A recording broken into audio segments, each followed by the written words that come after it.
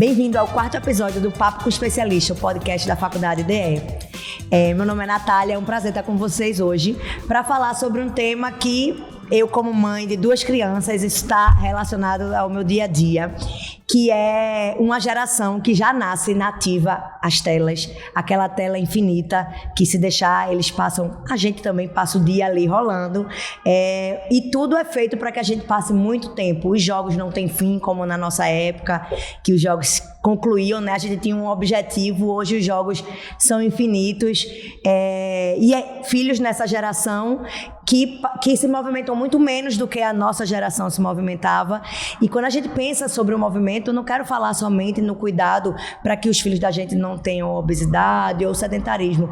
Eu quero falar sobre a questão do movimento na aprendizagem, nas emoções, e que tudo, quando a gente se movimenta, é que acontece. Movimento como a base do desenvolvimento infantil. E para falar comigo sobre esse tema e adentrar muito mais sobre a psicomotricidade, eu convido Polly Lopes. Polly é especialista em psicomotricidade, é bacharel em educação física e é a nossa coordenadora do Núcleo de Educação Física da Faculdade DE. Polly, bem-vinda. Obrigada por aceitar o nosso convite para falar com um tema que do profissional aos pais é tão comum. E aí, Polly, para começar, eu quero te perguntar, essa geração que vive nas telas, que se movimenta muito menos, o brasileiro as crianças brasileiras como as crianças que mais passam tempo em tela, como é que essas crianças chegam para vocês na prática da atividade física? Como é que é essa geração? Primeiramente, é um prazer estar aqui com você, te falar um assunto tão importante, que a gente não fala apenas enquanto profissional da educação física, quanto área da educação física, porque tem esporte, luta, dança, a vastidão, mas de olhar como desenvolvimento através dessas especificidades, seja esporte, seja dança, seja qualquer outra manifestação.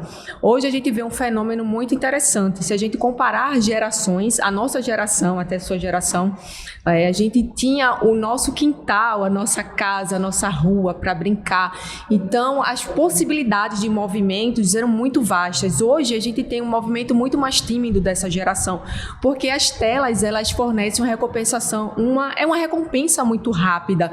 Então, é só passar o dedo ali e a gente ativa, na neurociência, o sistema dopaminérgico. Eu tenho uma recompensa muito rápida. Então, eu quero estar ali, eu quero mais, o que é que vem depois desse jogo, o que é que vem depois dessa demanda das telas. Então, o movimento, posso dizer hoje que o movimento ele ficou muito mais precário nessa nova geração. E isso é uma preocupação, porque quando a gente pensa em comorbidades como obesidade, hipertensão, diabetes, que não é só um fato de pessoas idosas, crianças cada vez mais estão aumentando o índice de obesidade, dessas comorbidades que acabam afetando a qualidade de vida. E se a gente pensa numa criança que tem toda uma vida pela frente, todo um desenvolvimento, quando a gente pede para ela fazer determinados movimentos, seja no âmbito esportivo, até numa prática dentro de uma clínica, seja com a psicomotricidade, seja com outros elementos, a gente nota uma deficiência, uma precariedade,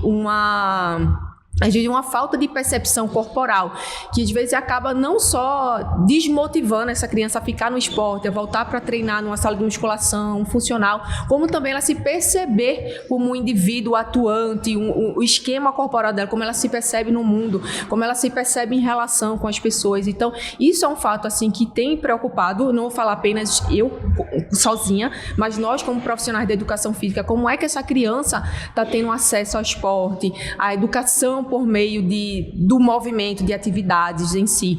Então, até fica um convite para vocês, pais, que é muito importante a educação física na escola, porque a gente sabe, a gente não tem um controle em casa. Então, seus filhos, os filhos de quem está assistindo, pode ter uma diversidade diferente de estímulos. Tem criança que pode passar mais tempo em tela, tem criança que ainda tem um contato com a educação física na escola, e tem criança que não tem nada. Se a gente for comparar esses 3 grupos, se eu for colocar esses 3 indivíduos para fazer uma determinada atividade, a gente vai perceber a diferença E se a gente colocar ainda mais para diferenciar nós, enquanto criança, a gente volta lá, vê a nossa figurinha como criança, a gente percebe e é nitidamente, tá? Eu trabalho dia a dia, eu vejo isso, como as crianças respondem muito melhor, nós, na geração, a geração millennial, até a geração antes também, e quando a gente vê a questão da movimentação, hoje eles querem muito mais rapidez. Para vocês terem ideia, na nossa geração, até a geração de uns 20 anos atrás, a gente passava as demandas para um desafio motor, a gente tinha um acervo de criatividade como resposta. Hoje não, as crianças, os adolescentes, elas querem que a gente condicione a resposta. É como se vou dar esse desafio, mas eu já quero uma resposta pronta. Então, isso empobrece o desenvolvimento da criança e, consequentemente, as fases posteriores. Se a criança não desenvolve bem, se ela não aprende a correr, a saltar, a pular, a cair, a se desenvolver, ela vai chegar um adolescente muito empobrecido. Pode chegar a desenvolver as doenças, não se interessar, e daí que vem o caso que é mais difícil, que é o sedentarismo, que é a falta de atividade física que leva a situações até de desmotivação, a percepção também da autoestima. Então, veja aqui, de um problema que às vezes a gente olha só para um movimento e sim, porque vai correr, vai saltar, hoje eu vou trabalhar musculação, uma determinada sequência de exercícios, mas quando a gente olha o desenvolvimento como um todo, não é só aquilo que eu estou trabalhando, eu quero que o indivíduo goste, eu quero que a criança volte a praticar atividade física, ela tenha uma sequência, venha 2 vezes na semana, mas venha uma semana, venha um mês, que ela goste, que ela deixe de praticar um esporte, mas ela comece a praticar outro esporte, que ela se perceba como atuante, que ela se relacione com o ambiente, com a prática, com os amigos que estão naquela prática, se for coletiva.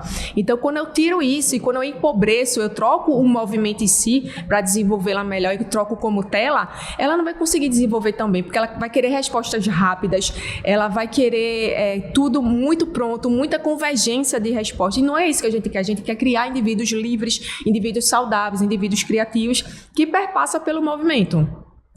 Eu ia até antecipando uma das perguntas que eu ia fazer,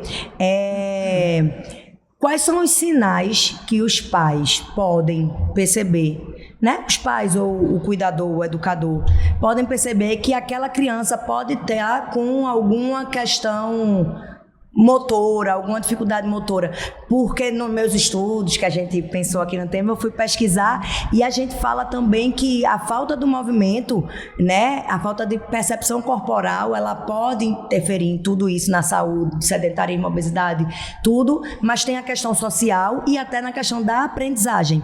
A quantidade de criança que pode estar chegando com suspeita de diagnósticos, muitas vezes é uma falta de percepção corporal. Então, quais são os sinais que esse cuidador precisa ter para identificar que aquela criança talvez não esteja com o desenvolvimento motor, não sei se diria adequado, porque eu não sei como é que é essa classificação, mas adequado para a idade? Primeiro a gente pensa o que é que a gente quer. Enquanto profissional da educação física, a gente vai olhar como é que essa criança está no espaço, como é que ela interage com o ambiente, qual foi a tarefa motora que eu pedi. Eu pedi para ela saltar, eu pedi para ela correr. Em casa, geralmente, não se tem esses estímulos. Provavelmente você pode pedir um trotezinho, uma corrida, vai no jardim, desce para o playground para brincar. Então, mas é uma coisa mais despreocupada. Os pais geralmente olham porque é saudável, vai correr, vai gastar energia, aí vai chegar em casa, vai se alimentar, vai dormir. Mas nós olhamos como é que ela está realizando aquele movimento. Ela está com muita dificuldade, ela se desequilibra muito. Então, para os pais, não seja tão perceptível. Pode cair, pode ter uma certa dificuldade, pode dizer, é da idade, não teve estímulo.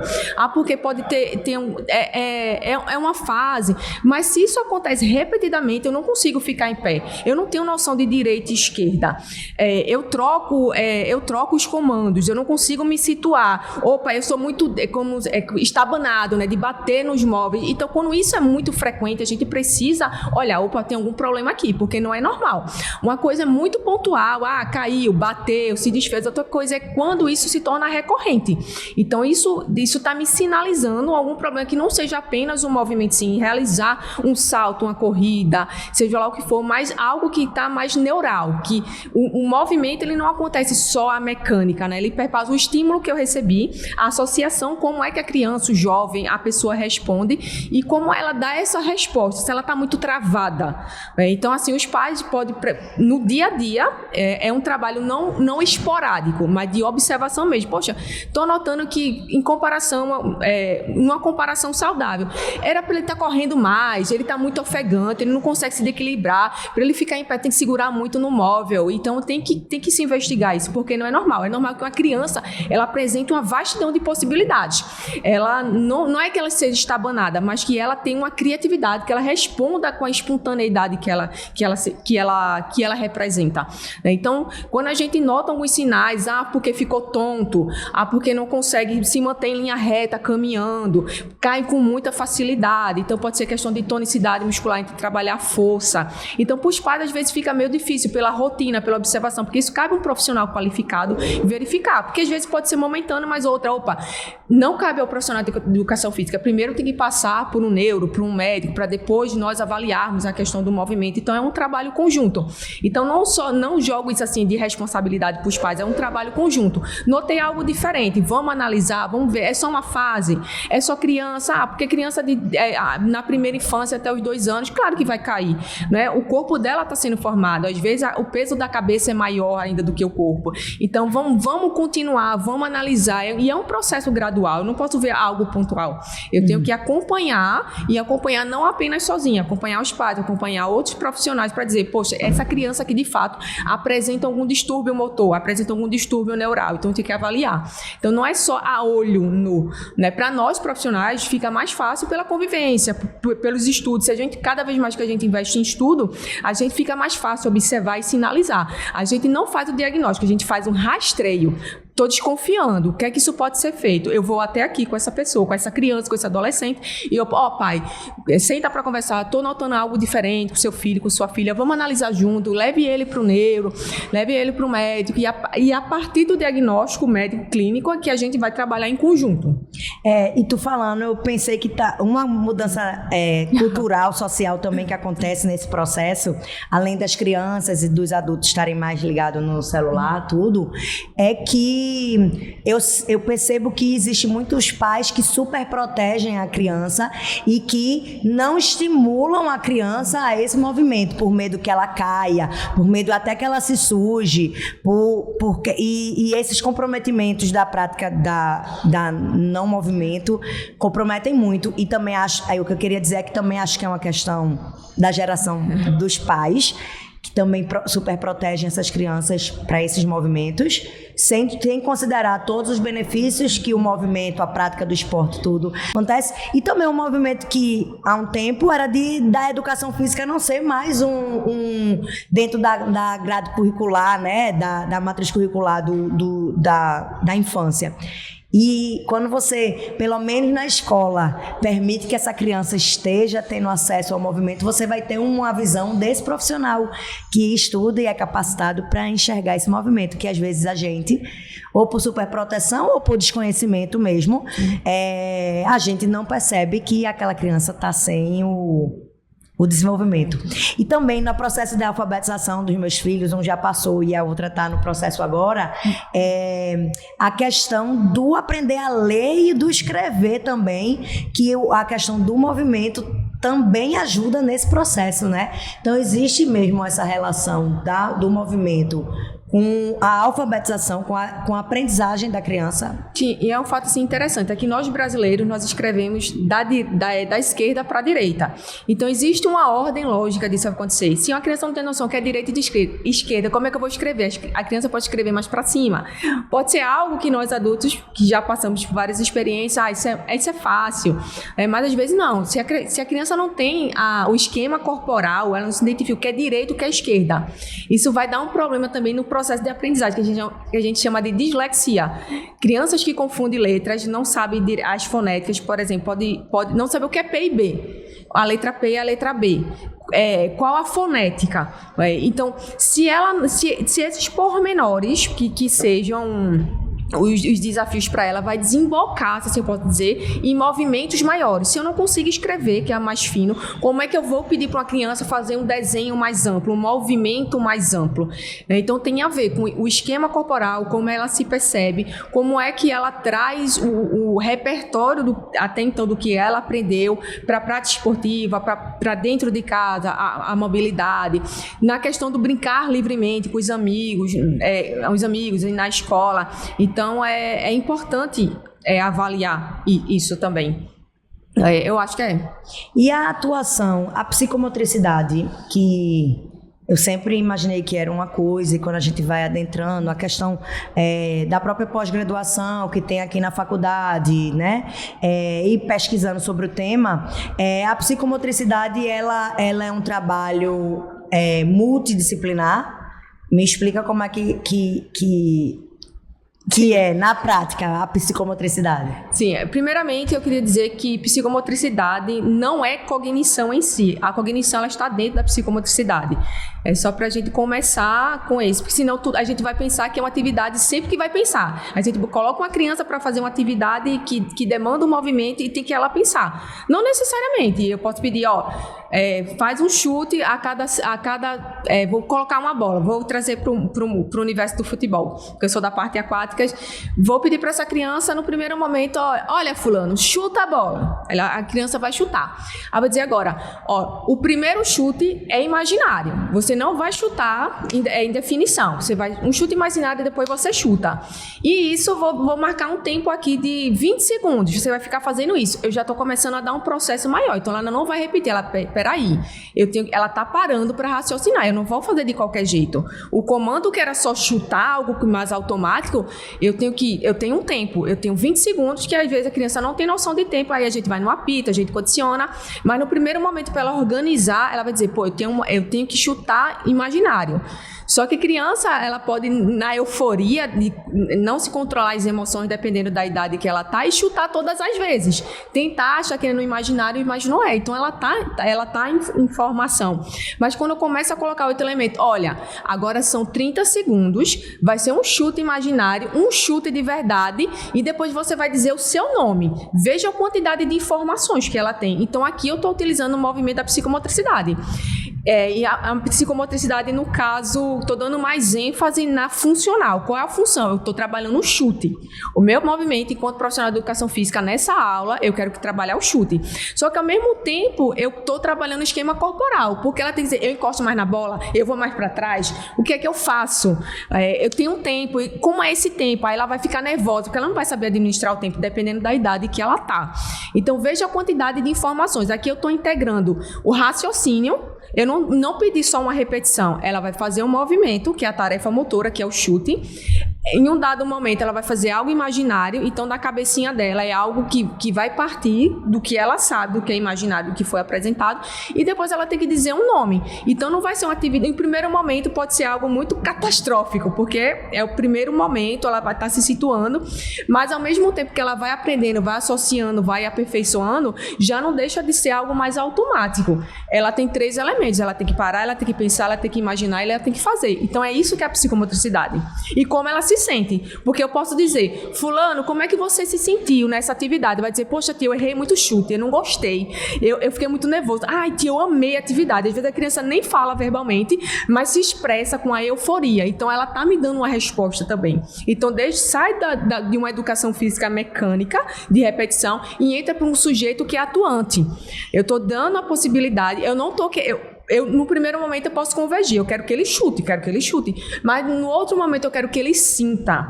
Eu posso dar distâncias diferentes do objeto, eu posso pedir para ele imaginar, eu posso dar outra tarefa motora, mas eu dei uma responsabilidade maior para ele. Então ele vai se sentir importante, ele vai pensar, ele vai se organizar. Que isso que a psicomotricidade traz é o sujeito organizando uma informação para fazer um gesto motor. Ele não só vai repetir, ou eu vou trabalhar a sensação, como eu posso trabalhar a relação, colocar um grupo. Gente, vocês vão as crianças ou os jovens, vocês agora vão correr agora por esse espaço e quando eu parar a música, eu der um comando, parou, vai chutar uma bola. Aí, então tem que se organizar, tem que prestar atenção na música, tem que prestar atenção no meu comando verbal e tem que chutar. E às vezes não chutar o coleguinha, porque o coleguinha pode parar próximo para ele. Então, ele tem a emoção da euforia. Eita, a música vai parar quando? Eu vou fazer o quê? Então, nitidamente, eu como profissional estou colocando uma intenção. A minha intenção é ele se relacionar com o ambiente, ele se sentir bem e ele se relacionar também com as outras pessoas. Ele vai rir, ele vai gargalhar, ele pode se espernear, ele pode se comparar com outro amigo.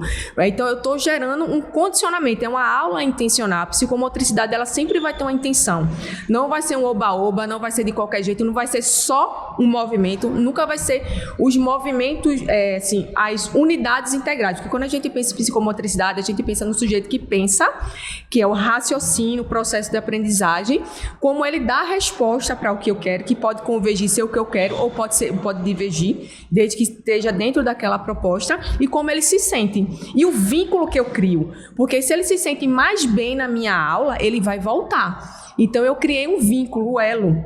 E quando eu não crio isso, pode ser uma atividade normal, não deixa de ser educação física, mas eu deixo de aplicar o princípio da psicomotricidade. Quando eu quero que o indivíduo ele faça um movimento, que ele pense, que ele se relacione com o objeto, comigo ou com o outro, eu estou trabalhando elementos que estão ligados. A psicomotricidade diz que corpo, mente, interação, tudo. Mesmo que o sujeito esteja sozinho, você, o professor, o aluno, existe a relação do pensar, do fazer o movimento e do interagir com o meio, que às vezes em outros momentos pode ser só uma aula, só repetição de movimento, como acontece muito no alto rendimento.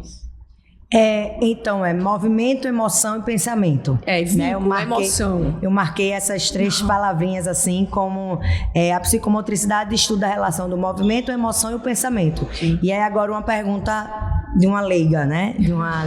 Sempre que a gente relaciona movimento, emoção e pensamento, nós estamos usando os fundamentos da psicomotricidade. Deu para entender? Sim, porque quando a gente... assim, as pessoas podem se utilizar dos fundamentos e dizer, não estou utilizando. Mas, no fundo, está. É por isso ela que só não sabe. Ela só não sabe que está. Porque quando a gente ganha consciência, quando a gente coloca intenção, é que vários pensadores, como tem o Ernest Dupré, que foi o precursor, o filósofo francês, que foi o precursor da psicomotricidade, ele diz que é impossível desassociar corpo e mente.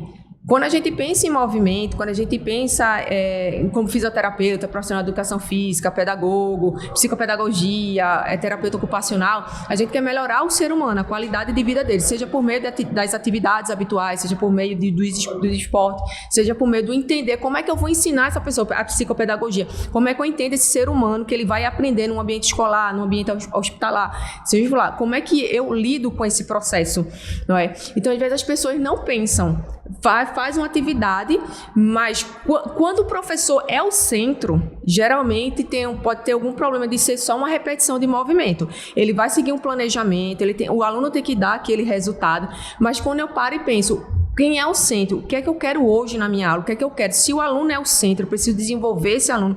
Ele quer nadar, ele tem que fazer o basquete, ele tem que correr, ele tem que chutar gol. Depende da posição, da modalidade esportiva que ele quer, eu já tenho uma intenção. Quando eu quero que esse sujeito seja ativo, não quero que ele só dê a resposta do que eu quero, eu estou trabalhando a psicomotricidade. Porque, querendo ou não, ele vai ter, por mais que ele fale, que ele está praticando lá, fazendo a atividade, ele está expressando uma emoção, ele está raciocinando. Por mais que ele não raciocine uma atividade complexa, vamos supor, várias estafetas, um circuito, para ficar mais claro, ele faz um circuito funcional.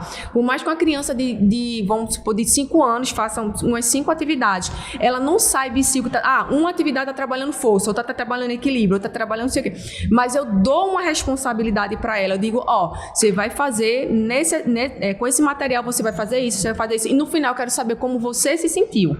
Ou eu dou uma demanda de exercício e dou uma demanda cognitiva para ele fazer, e eu estou dando essa possibilidade dele raciocinar, dele fazer o movimento e dele se relacionar. Se relacionar com quem? Com ele mesmo, com o material, com o ambiente. Então, sempre vai ter um princípio de psicomotricidade. Quando você emprega o sujeito, quando eu sou o centro, eu sou o professor, eu vou chegar, vou fazer, vou numa sala de musculação, com a criança, com o jovem, o treino é esse. geralmente não tem a psicomotricidade ali, porque ele vai repetir um movimento por repetir. Mas quando numa aula de musculação, olha, a gente vai fazer um exercício diferente, um exercício cognitivo, mas vai existir um movimento, não necessariamente na máquina, a gente pode fazer um exercício funcional. Você vai fazer 3 séries de rosca direta, aí depois fazer um polichinelo, só que esse polichinelo é diferente. Você vai fazer um polichinelo e vai falar seu nome. Vai fazer um polichinelo e vai contar, faz um polichinelo e conta de 2 em 2 até tanto. Existe uma demanda maior. Existe ali, não é só o movimento em si, porque está dependendo do raciocínio. Se eu tenho que fazer um movimento, que é no caso o polichinelo, e tenho que falar algo, eu já tenho que raciocinar. Eu já saio do mecânico. Então a psicomotricidade é como também se fosse um freio. Dizer, olha, quem está comandando essa atividade, ela é intencional. A psicomotricidade vem dizer, o sujeito é o protagonista, existe uma demanda intencional, não é uma atividade só pela atividade. O indivíduo, querendo ou não, vai ter sempre esses elementos. A tarefa motora, que é o que está sendo exigido, como ele está se sentindo, né, a expressão da emoção, e como ele raciocina, que é a parte da aprendizagem. Tá. Então, quando a criança brinca livre, sem ser uma atividade dirigida, criança, jovem, quando ela está praticando algum movimento que não é uma coisa dirigida, então não é a psicomotricidade. É a relacional. Porque ela está criando um vínculo com algo, ela está criando um vínculo com a memória, está criando uma memória afetiva, ela está criando um vínculo com o parquinho, ela está criando um vínculo com a escola. Então, quando existe essa questão do comportamento, a emoção, a questão dela do brincar, o brincar espontâneo, ele já é muito rico, porque a criança vai expressar tudo o que ela sabe, tudo o que ela aprendeu, e ao mesmo tempo vai olhar, vai ser um espelho do que os outros estão fazendo e vai experimentar. Mas aí ela está trabalhando um vínculo, que é a emoção. Talvez ela está aprendendo um movimento, vendo o coleguinha descendo no escorrego, um coleguinha errando, aí ela diz, vou tentar para fazer igual, para melhorar, para comparação. Então ela está trabalhando um vínculo de alguma forma. Então já tem uma emoção, já estou olhando o comportamento, que era o que Vygotsky fazia muito, que é o psicólogo, que é o aprender por meio do comportamento. Como eu observo, como eu repito um gesto motor, como é que eu me vejo no mundo, como é que eu reproduzo esse movimento, ou eu faço um movimento pensado.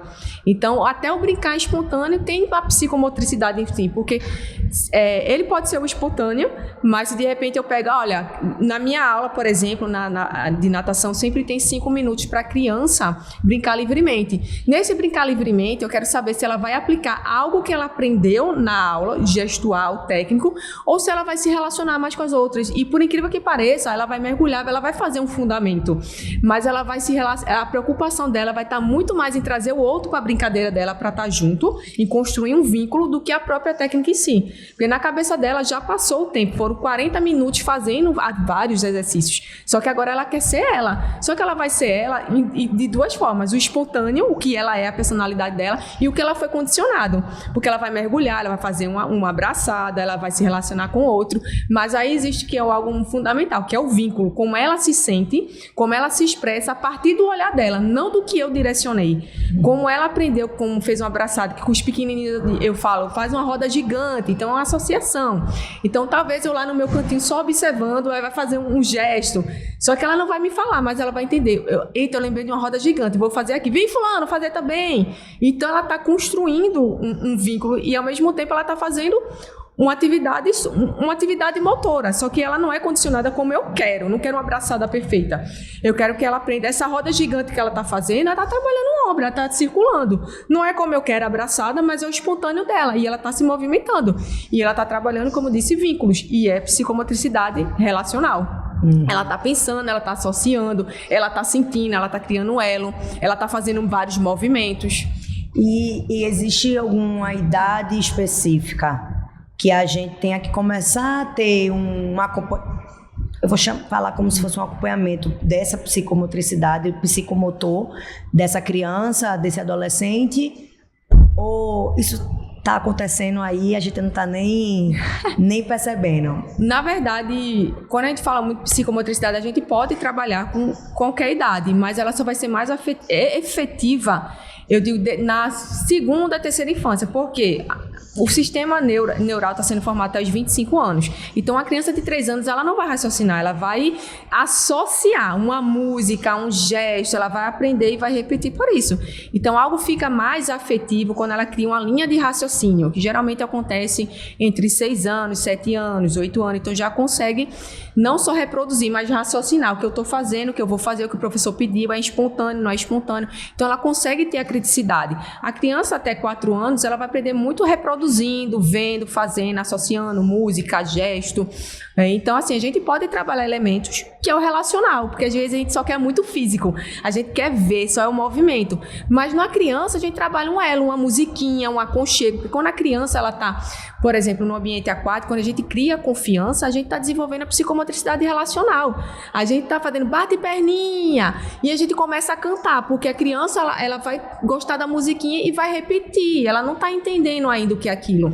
Mas a gente está trabalhando o vínculo, a gente está trabalhando a emoção, o corpo dela está respondendo. A partir da musiquinha, até eles deixam passar aguinha no rosto, né? Porque aquela, eu me lembro quando os meus eram pequenos que vinha um chuveirinho e passava, só que a música, e no começo eles não deixam, aí depois com a música, com a afetividade, com o professor, eles começam a deixar. E até o comportamento deles em casa muda a partir, até o banho da criança fica diferente quando ela bebezinha ainda. Porque o cérebro reconhece, cada vez que a criança nada faz, vai associar, aquilo não é mais estranho para o corpo, então vai adquirindo vários estímulos, novos estímulos.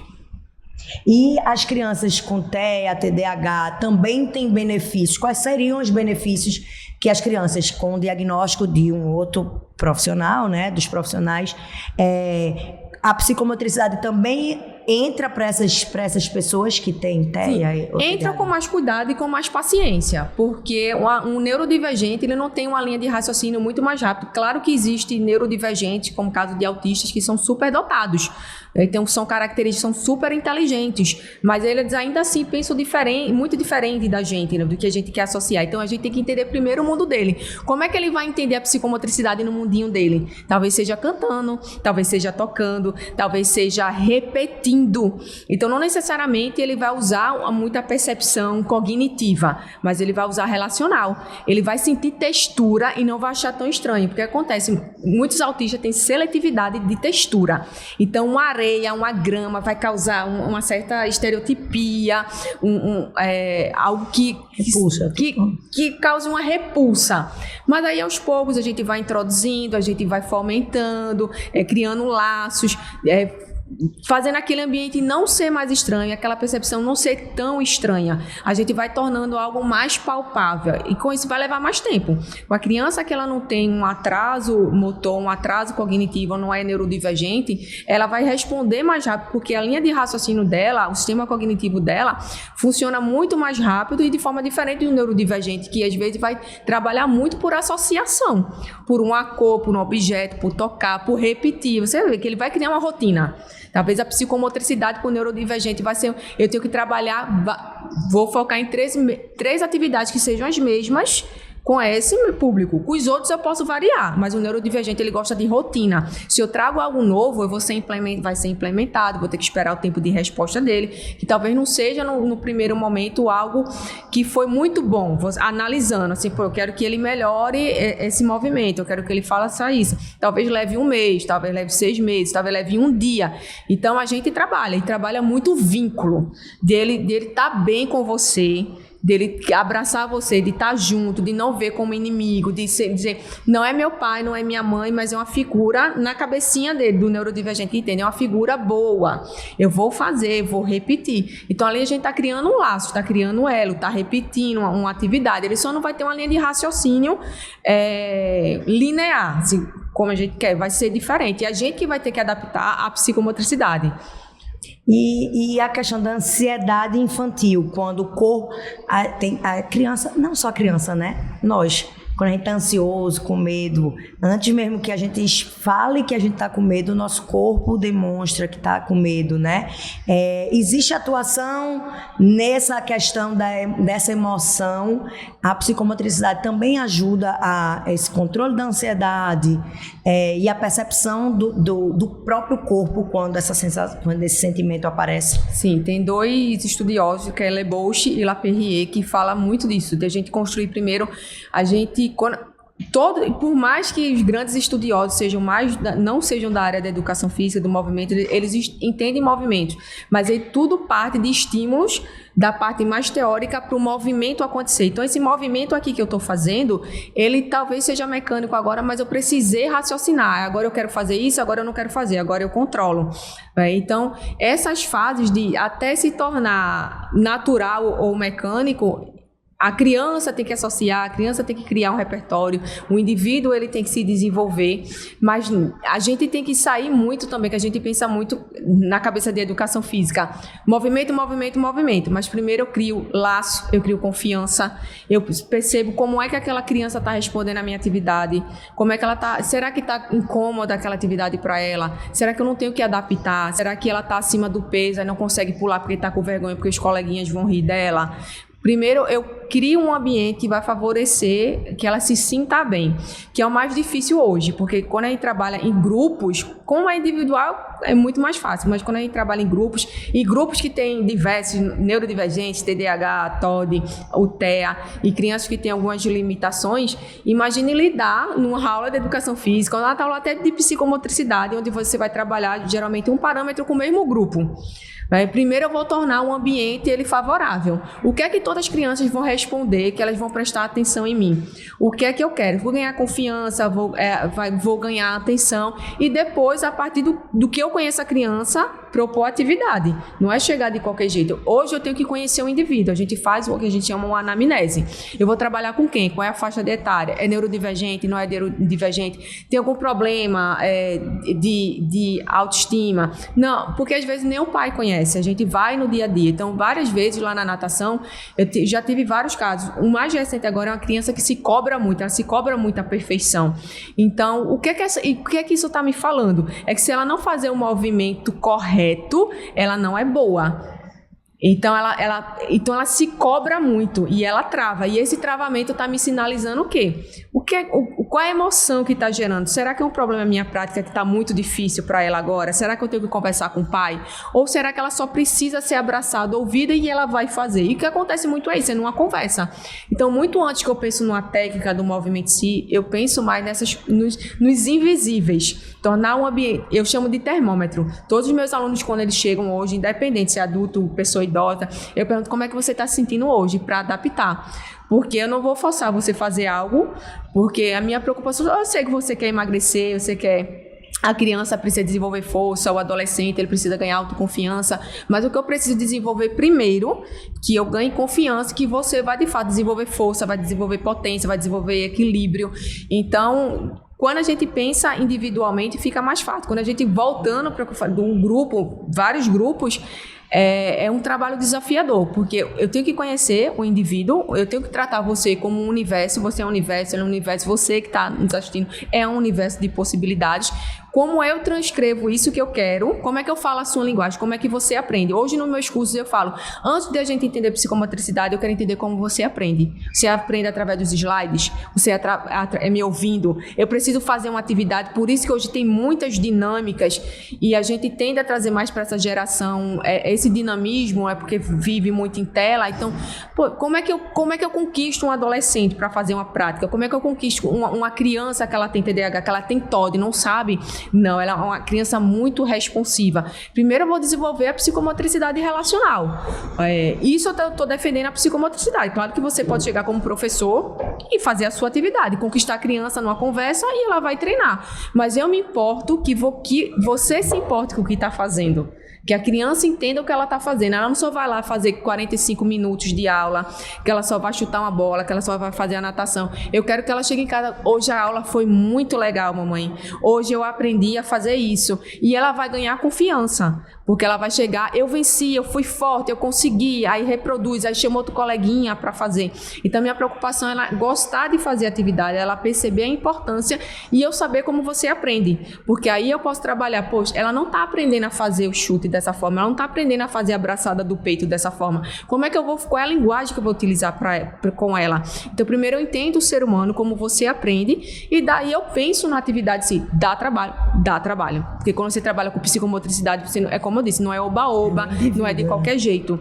Quando eu penso em psicomotricidade, eu penso em atividades intencionais. O que é que eu quero desenvolver com você hoje? O que é que eu quero trabalhar? É só cognição, é um movimento em si, é você se sentir mais inteligente, é você se sentir mais útil, é o indivíduo saber dividir, saber perder, saber conquistar em grupo, saber conquistar individualmente. Então, tudo isso conta. A gente sai do automatismo, que a gente viu muitos saldos nas últimas Olimpíadas, Simone Biles, que precisou cuidar da saúde mental, vários nadadores, Phelps, Cielo, que pararam, que hoje dão palestra nesse âmbito mental. E então eles sabem que é tão importante quanto a técnica, porque eles trabalham com alto rendimento.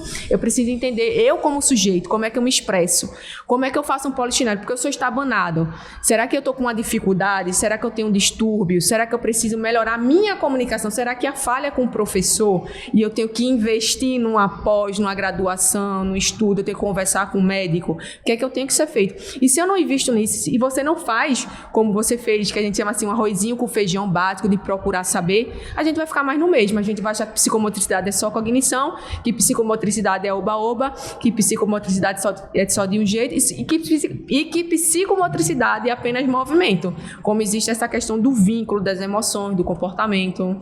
Então, para a gente caminhar assim já para a conclusão, o que um pai... Vou fazer duas perguntas, uma para os pais e educadores e outros para os profissionais que querem atuar nessa área.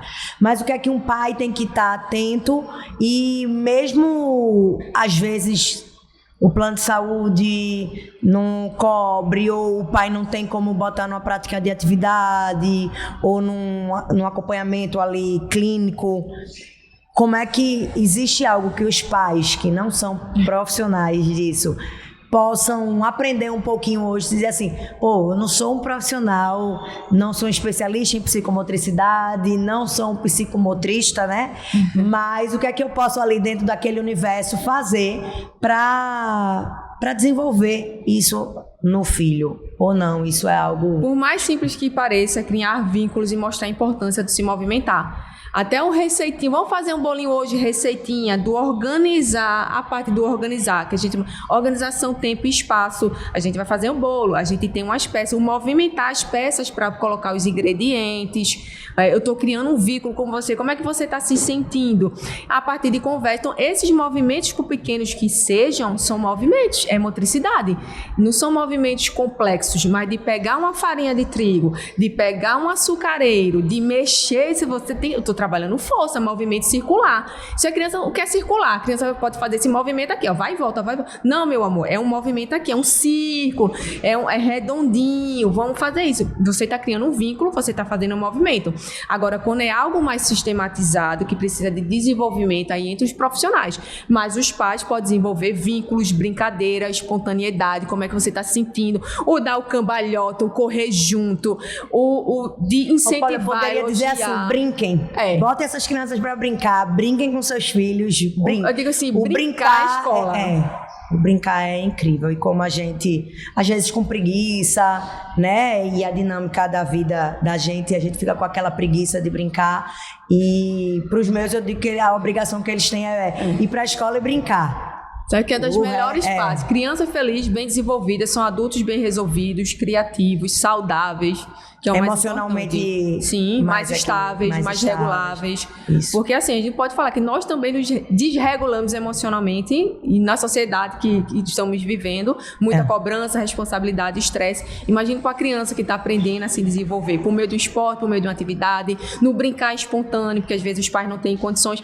E não só estou trazendo, que é bom trazer esse parêntese, Natália, que é responsabilidade de nós profissionais, de falar, puxando a sardinha para o profissional de educação física, se especializar. estudar o que é saber o que é psicomotricidade, porque por mais que os pais não possam pagar, na educação física escolar, no ambiente de uma prática esportiva, eu vou aplicar os fundamentos da psicomotricidade. Então, eu não preciso estar num plano de saúde, eu não preciso ser um psicomotrista formalizado, mas eu posso utilizar os princípios, o que é a psicomotricidade nas minhas aulas.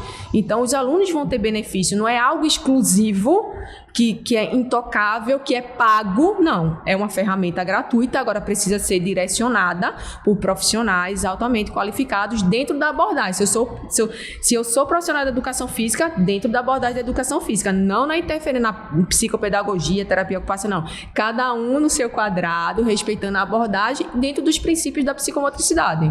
Então, a minha segunda pergunta, como a gente falou para os pais, era para os profissionais, para as pessoas que desejam trabalhar com isso, que se interessaram pelo tema. Qual é o caminho que essas pessoas têm que percorrer para que elas usem como é que tu falou? Não foi técnica, não. Foi abordagem? Essa abordagem. Para que elas usem a abordagem. Qual é o caminho que esse profissional... E quem são os profissionais que podem trabalhar? Primeiro que é o experimentar. Eu acho que é fundamental, se coloca como obrigação, porque nós, como profissionais da educação física, profissionais da saúde, a saúde é muito volátil, então muda tudo muito rápido, tratamentos, possibilidades e ferramentas. Quanto mais ferramentas eu tenho, mais eu consigo atender você melhor. Se eu tenho a psicomotricidade como ferramenta gratuita, o que é que eu vou fazer? Eu vou investir um curso pago, um curso gratuito, uma pós-graduação, um título de próprio psicomotrista. Então, o primeiro movimento é saber. Será que eu sei o que é psicomotricidade? Será que eu achava que sabia o que era psicomotricidade? Como é que eu aplico na prática? Porque às vezes é muito fácil falar, mas quando a gente vai para a prática profissional, quando a gente vai aplicar para idades diferentes, isso pode ficar até confuso. Porque um profissional, quando ele não é supervisionado, eu vou entender que eu estou sempre certo. Então, quando você faz uma pós, você tem professores direcionados. Quando você faz um curso, você está atualizado. Então, são pessoas que estão estudando. Então, é importante que qualquer profissional de saúde, que seja profissional da educação física, fisioterapeuta, terapeuta ocupacional, psicopedagogia, porque trabalha com o movimento, o pensar e o fazer em si, são os profissionais qualificados. Então, cada um dentro da sua abordagem. Se o princípio é integral, é um movimento, porque não entendo o movimento só como próprio da educação física, não. Tem o brincar espontâneo, tem atividades aquáticas. Por exemplo, eu tenho cursos que é multiprofissional. Então, não é só a educação física. Eu trabalho com movimento, eu trabalho com atividades. A atividade em si não é só um movimento sistematizado pertencente à educação física. Quando eu trago para a psicopedagogia uma forma que um aluno ele vai entender um processo de aprendizagem por meio de uma brincadeira, pode ser psicomotricidade. Se um fisioterapeuta tratando uma lesão pode trabalhar o cognitivo de uma pessoa idosa, pode ser psicomotricidade. Então, cada área da saúde dentro dos seus princípios. Assim como existe a neurociência, que a gente entende o cérebro para entender movimento, como nós funcionamos, é a psicomotricidade. Quando eu entendo os princípios, eu aplico dentro da minha área e mudo totalmente a saúde do meu aluno, a qualidade de vida dele, seja criança quanto na senilidade. Perfeito. E se você pudesse mudar alguma coisa nesse processo do Brasil, da saúde do Brasil, da formação, o que é que você mudaria? O que é que você diria para essas pessoas? Eu, primeiramente, incluiria como disciplina obrigatória, nem optativa, seria obrigatória nos currículos acadêmicos. E como é multiprofissional, não só da educação física, eu colocaria como... É preciso saber, porque a gente está lidando com pessoas, a gente precisa saber comportamentos, emoções, as pessoas são complexas. Então, eu gostaria muito que isso fosse implantado, fosse mais viável e que, principalmente, os profissionais se inclinassem para aprender mais. Porque cada vez que a gente aprende, a gente ouve profissionais diferentes que trabalham com psicomotricidade, a gente tem uma riqueza de possibilidades. Não é só... por exemplo, eu amo Piaget, então vou aplicar a teoria construtivista, mas já tem outro profissional que gosta mais de uma abordagem afetiva, já vai para Marlon. Aí já tem outro profissional que já dialoga com outros estudiosos. Então, são várias possibilidades. Não é errado, é o que eu gosto e o que dá certo quando vai ser aplicado. Mas se eu não tenho acesso, que fulano fala, que ciclano fala, que existe na literatura, vai ser mais um oba-oba. Eu vou achar que, infelizmente, eu vejo muito isso nas redes sociais, profissionais que falam que está aplicando psicomotricidade, eu digo, de longe não é psicomotricidade. Então, existe essa falta de achar porque é modismo, achar que é modismo, viu fulano fazendo, aí vai aplicar, mas nem sabe o que está fazendo. E às vezes não é ele que se prejudica, é o aluno que poderia estar se desenvolvendo melhor e que fica limitado. Então, fica o convite para os pais, os responsáveis legais, observarem como é que essa criança está dentro de casa, como é que ela se relaciona com os amigos, como é que ela brinca o espontâneo, se ela cai muito, se ela se apoia muito, se ela tem dificuldade para ler, para fazer movimentos seguros. Os profissionais da área de saúde que invistam nessa ferramenta, que busquem, que aprimorem. E nesse espaço aqui que a gente está acadêmico, eu falo sempre com meus alunos, aqui a gente erra mais para quando a gente vai colocar em prática errar menos, porque é um laboratório, pessoas são, posso dizer assim, não como objeto, mas quando eu digo laboratório são testes, eu vou testar possibilidades, vou testar metodologias, vou testar possibilidades e ver o que dá certo com o meu aluno. Por isso que eu digo, faça meu curso, faça o curso de Natália, faça o curso de fulano de tal, porque a partir de possibilidades, o que eu não falei, outro profissional pode ter viabilizado melhor. E daí, poxa, eu peguei esse conhecimento, vou aplicar, deu certo. Quem ganha, além da riqueza profissional, que você fica um diferencial no mercado de oportunidades, é o aluno. E o que a gente importa, a gente estuda para melhorar, principalmente na área de saúde, para mudar a vida de pessoas por meio do movimento. E ali, muda o seu mundo e de muitas pessoas. É o ciclo que a educação e transforma, né? Quando a gente se capacita melhor, a gente entrega um serviço melhor e isso muda o desenvolvimento das pessoas que a gente atende, seja na parte clínica, hospitalar, mas também na questão da psicomotricidade e de todos os benefícios que essas pessoas... Até o próprio diálogo. Como é que eu converso com um médico? Como é que eu converso com uma pessoa leiga? Como é que eu defendo a minha abordagem? É já gaguejou, peraí. Vamos estudar melhor, vamos se qualificar para a gente ter assertividade na fala, ter a defesa e saber o que está fazendo, colocando em prática. Então fica o convite para vocês conhecerem a pós-graduação de psicomotricidade multiprofissional, né? Isso. Que a gente tem. Vou deixar o link da pós-graduação.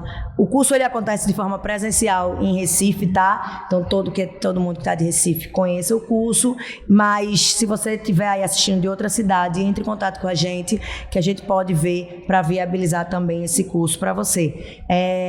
E mude o seu mundo e de muitas pessoas. Estudar é sempre o melhor caminho para que a gente aplique e faça diferença na vida das pessoas. Obrigada, Poli, obrigada a todo mundo que está com a gente durante esses minutos. Agradecer também a equipe que está comigo nos bastidores, Valesca, Dinho, Estevão, que estão aqui comigo, me ajudando a fazer tudo isso acontecer. Espero vocês no próximo episódio. Obrigada, Poli, mais uma vez. Até lá. Tchau, tchau.